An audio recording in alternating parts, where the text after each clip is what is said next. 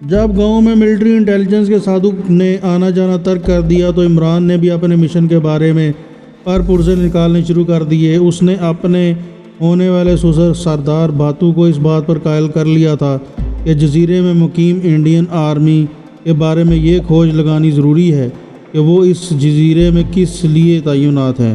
اس نے سردار بھاتو کو یہ کہہ کر بھی ڈرا دیا تھا کہ ہو سکتا ہے بھارتی حکومت اپنی فوج کے ساتھ مل کر جزیرے پر کسی ایٹمی دھماکے کی تیاری کر رہی ہو۔ سردار اگر اس جزیرے کے آس پاس سمندر میں کسی جگہ بھارت نے ایٹمی دھماکہ کیا تو اس جزیرے میں ایٹمی تابکاری پھیل جائے گی اور جزیرے کے سارے مرد، عورتیں اور بچے اور جانور اذیت ناک موت مر جائیں گے۔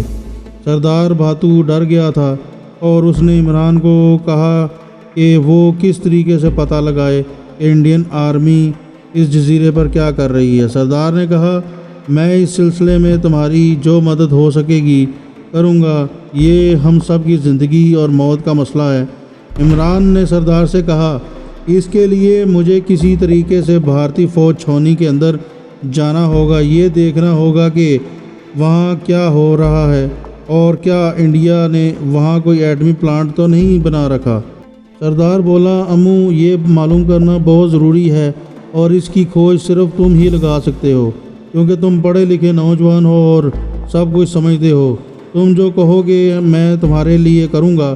عمران نے کہا، فوجی کیمپ میں داخل ہونے کا صرف ایک ہی طریقہ ہے کہ ہفتے میں 2-3 بار گاؤں سے جو بیل گاڑی فوجیوں کے لیے سبزی، ترکاری اور مکھن دودھ لے کر جاتی ہے، میں کسی طرح اس بیل گاڑی کے ساتھ کیمپ میں چلا جاؤں اور اپنی آنکھوں سے خود دیکھوں کہ کیمپ کے اندر کیا ہو رہا ہے۔ سردار نے کہا، یہ کوئی مشکل نہیں، جزیرے کے فوجی کیمپ میں فوج کو دودھ، مکھن اور سبزیاں سپلائی کرتا ہوں۔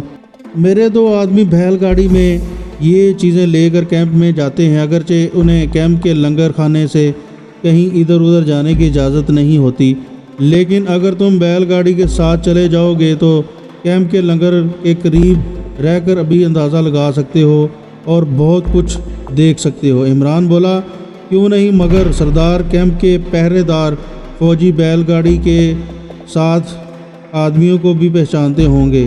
کسی دوسرے آدمی کی جگہ میں بیل گاڑی میں بیٹھ کر چلا گیا تو ان کو شک پڑے گا کہ یہ اجنبی آدمی کیوں اور کہاں سے آ گیا ہے۔ سردار نے کہا، یہ تمہارا اپنا خیال ہے، وہاں اس قسم کے حالات نہیں ہیں۔ ہمارے جو 2 آدمی راشن سپلائی کرنے بیل گاڑی کے لے کر کیمپ میں جاتے ہیں، وہ آدمی ہفتہ 10 دن کے بعد تبدیل ہو جاتے ہیں، بلکہ خود کیمپ کمانڈر کا حکم ہے کہ 1 ہفتے کے بعد آدمی تبدیل کر دیا کرو۔ اس لیے اگلے ہفتے جن آدمیوں کو بدل کر بھیجنا ہے ان میں تم جا سکتے ہو۔ دوسرے ہفتے جو 2 آدمی دودھ، مکھن اور سبزی ترکاری کی تازہ سپلائی والی بیل گاڑی لے کر فوجی کیمپ کی طرف چلے، ان میں کمانڈو عمران بھی تھا اور ایک دوسرا آدمی تھا۔ عمران تھوڑی تھوڑی قبیلے کی زبان سمجھنے لگا تھا، باقی وہ مفہوم اپنے اشاروں سے سمجھا دیتا تھا۔ بیل گاڑی دوسرا آدمی چلا رہا تھا۔ کمانڈو عمران قبیلے کے عام آدمیوں کے حلیے میں سبزی ترکاری کے بڑے ٹوکروں کے درمیان بیل گاڑی میں بیٹھا ہوا تھا۔ بیل گاڑی معمول کے راستے پر سست رفتار ہو کر چل رہی تھی۔ گاڑی کے آگے صرف ایک بیل جوتتا تھا۔ قبیلے کے سردار بھاتو نے کمانڈو عمران کو تاکید کی تھی کہ وہ کیمپ میں جا کر اپنے آپ کو ظاہر کرے کہ وہ گونگا ہے۔ یہ بات اس نے عمران کے ساتھ جاننے والے آدمی کو بھی سمجھا دی تھی۔ یہ احتیاط اس لیے برتی گئی تھی کہ کمانڈو عمران ان کی زبان نہیں بول سکتا تھا، اس لیے فوجی کو اس پر شک پڑ سکتا تھا، یہ اجنبی آدمی کہاں سے آ گیا ہے۔ راستے میں عمران اپنے ساتھی سے تھوڑی تھوڑی بات کرتا رہا تاکہ اس کی زبان درست ہو جائے اور اس کی بولی اچھی ہو جائے۔ کیمپ کا گیٹ دور سے نظر آنا شروع ہو گیا۔ ساتھی نے اشارہ کر کے عمران کو منع کر دیا کہ اب وہ گونگا بن جائے۔ کیمپ کا گیٹ لکڑی اور بانس کے ڈنڈوں سے بنا ہوا تھا۔ گیٹ کے دونوں جانب خاردار تار والی اونچی دیوار مشرق اور مغرب کی سمت میں چل رہی تھی۔ کیمپ کے گیٹ پر لکڑی کے تختے جوڑ کر ایک گارڈ روم بھی بنایا گیا تھا جس سے ایک فوجی سنتری رائفل لے کر باہر کھڑا تھا۔ بیل گاڑی کو آتے دیکھ کر وہ گیٹ کے پاس آ گیا۔ بیل گاڑی گیٹ کے باہر ہی کھڑی ہو گئی۔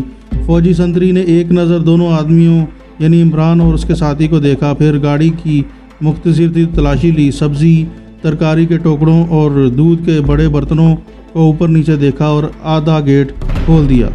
بیل گاڑی کیمپ میں داخل ہو گئی۔ عمران نے فوجی سنتری کی وردی اور اس کے کندھوں کو غور سے دیکھا۔ سنتری کو وردی انڈین فوج کی سبز وردی کی تھی، وہ اور سنتری کے کندھے پر لانس نائک کا نشان تھا۔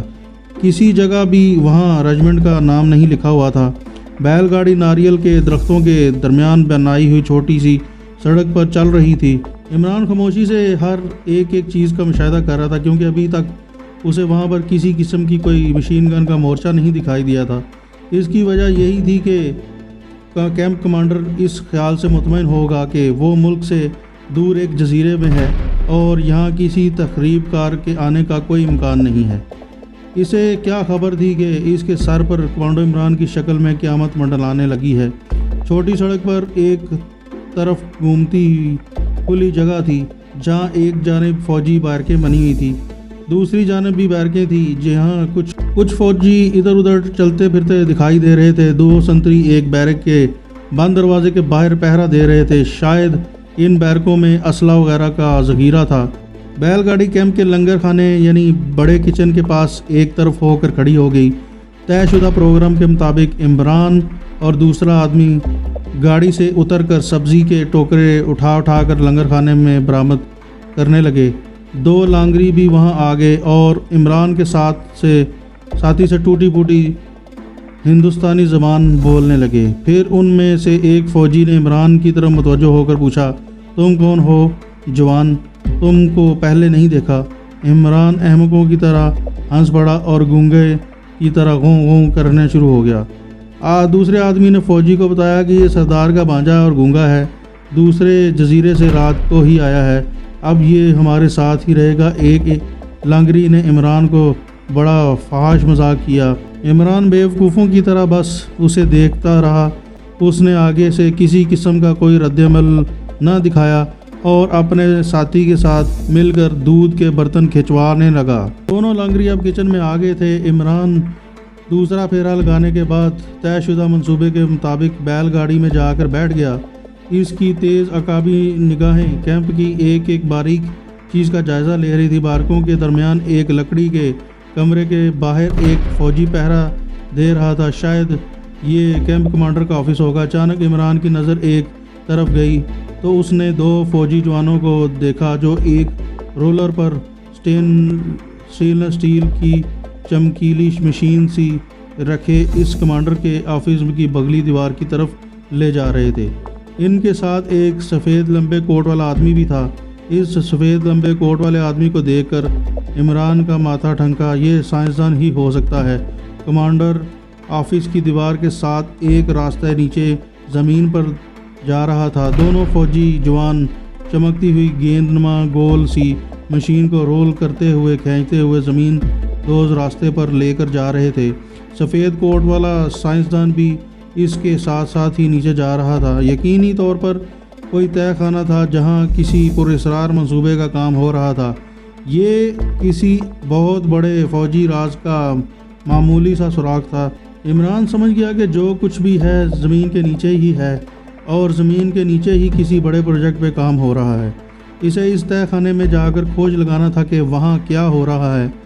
یہی وہ خفیہ پروجیکٹ تھا جس کی خاطر بھارت کی فوجی ہائی کمان نے اس جگہ دور جزیرے کے پر آ کر کیمپ بنوایا تھا، اور اسی پروجیکٹ کی حفاظت کی خاطر کیمپ کے ارد گرد نوکیلے تار سے اونچی خاردار دیوار بنائی تھی اور سیکیورٹی کا انتہائی اچھا نظام کیا تھا۔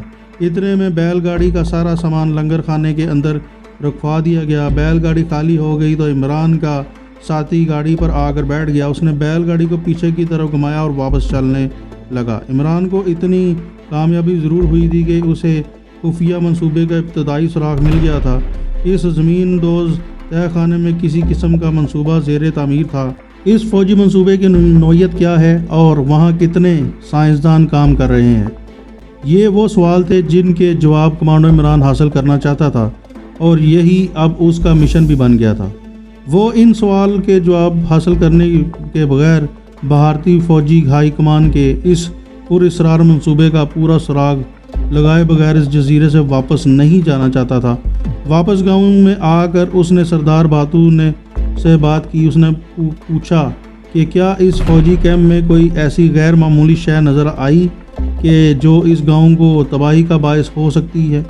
کمانڈر عمران سردار باتو کو اس لیے بھی زیادہ ڈرانا چاہتا تھا کہ وہ اس مشن میں تکمیل میں زیادہ سے زیادہ اس کی مدد کرے اور مکمل رازداری سے کام لے۔ صرف اسی صورت میں قبیلے کا سردار اس کے ساتھ بھرپور تعاون کر سکتا تھا۔ کمانڈو عمران سردار باتو کو لے کر ایک جگہ بیٹھ گیا اور کہنے لگا، میرا شک صحیح نکلا سردار، اس فوجی کیمپ میں بھارتی فوج ایک بہت بڑا ایٹمی دھماکہ کرنے کے منصوبے پر کام کر رہی ہے۔ یہ دھماکہ زمین کے اندر کیا جائے گا۔ جس وقت یہ خفیہ دھماکہ کیا جائے گا تو اس وقت جزیرے سے ساری بھارتی فوج جا چکی ہوگی۔ سردار نے فکر مند ہو کر پوچھا، اس دھماکے کے کیا اثرات ہوں گے؟ وہ تو زمین کے اندر کیا جائے گا، کیا اس کا زمین کے اوپر بھی کوئی اثر ہوگا؟ عمران نے اس کو سمجھاتے ہوئے کہا، یہی بھارتی فوج دیکھنا چاہتی ہے کہ اس ایٹمی دھماکے کے زمین پر کیا اثرات ہوتے ہیں۔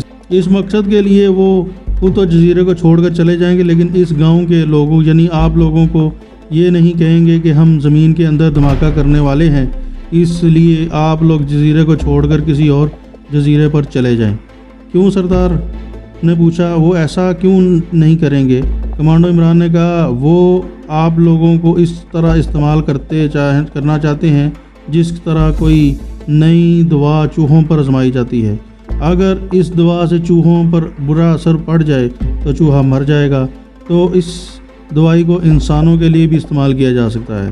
اس طرح وہ آپ لوگوں کو گاؤں میں ہی رکھ کر یہ تجربہ کریں گے اس زیر زمین ایٹم دھماکے کا زمین کے اوپر رہنے والے انسانوں پر کیا اثر ہوتا ہے۔ سردار باتو نے کچھ زیادہ خوف زدہ ہو کر کہا، تمہارا خیال ہے کہ میں زمین کے اندر کیے جانے والے دھماکے کا زمین کے اوپر اثر ہم پر پڑ سکتا ہے؟ عمران نے کہا، دھماکے کے بعد ایٹمی شعاعیں زمین کے اندر سے نکل کر باہر جزیرے پر آ جائیں گی اور اس کا باہر بڑا خطرناک اثر ہوگا۔ زمین کے اوپر سارا درخت ایک دم سوکھ جائیں گے، ندی کا پانی زہر آلود ہو جائے گا اور انسانوں کے جسم پر ابلے پڑ جائیں گے یا ان کی کھال اپنی آپ ادھر دی جائے گی۔ ایسا بھی ہو سکتا ہے کہ پس پڑ کر فوجی ہائی کمان یہی دیکھنا چاہتی ہے کہ دھماکوں کے بعد ایٹمی تبکاری کے اثرات زمین کے اوپر کسی مخلوق پر کس حساب سے ہوتے ہیں۔ وہ ایک طرح سے ہمیں چوہوں کی طرح استعمال کرنا چاہتی ہے۔ سردار بہت زیادہ خوفزدہ ہو گیا، کہنے لگا، اگر یہ بات ہے تو ہم راتوں رات یہاں سے نکل کر کسی دوسرے جزیرے پر چلے جاتے ہیں۔ کمانڈو عمران یہ نہیں چاہتا تھا کہ وہ لوگ اس جزیرے سے نکل جائیں، کیونکہ ان لوگوں کے تعاون کی وجہ سے ہی تو بھارتی ہائی کمیشن یا ہائی کمان کے خفیہ منصوبے کا سراغ لگا سکتا تھا۔ اگر گاؤں کے لوگ چلے جاتے تو وہ اکیلا وہاں کیا کرتا؟ اس نے فوراً سردار سے کہا، ابھی ہمیں جزیرہ چھوڑنے کی ضرورت نہیں، کیونکہ ابھی یہ لوگ کم از کم 2 مہینے تک دھماکہ نہیں کریں گے۔ میں ان کے سراغ رسانی کرتا رہوں گا۔ جب انہوں نے دھماکے کی تیاری شروع کی تو ہمیں پتہ چل جائے گا۔ سب سے پہلے یہ لوگ خود یہاں سے سمندری جہاز میں بیٹھ کر چلے جائیں گے۔ جس وقت فوجی یہاں سے نکلنا شروع ہو جائیں گے تو سمجھ لینا کہ یہ دھماکہ کرنے والے ہیں۔ اس کے ساتھ ہی ہم لوگ بھی رات کے اندھیرے میں یہ جزیرہ چھوڑ کر دوسرے جزیرے پر چلے جائیں گے۔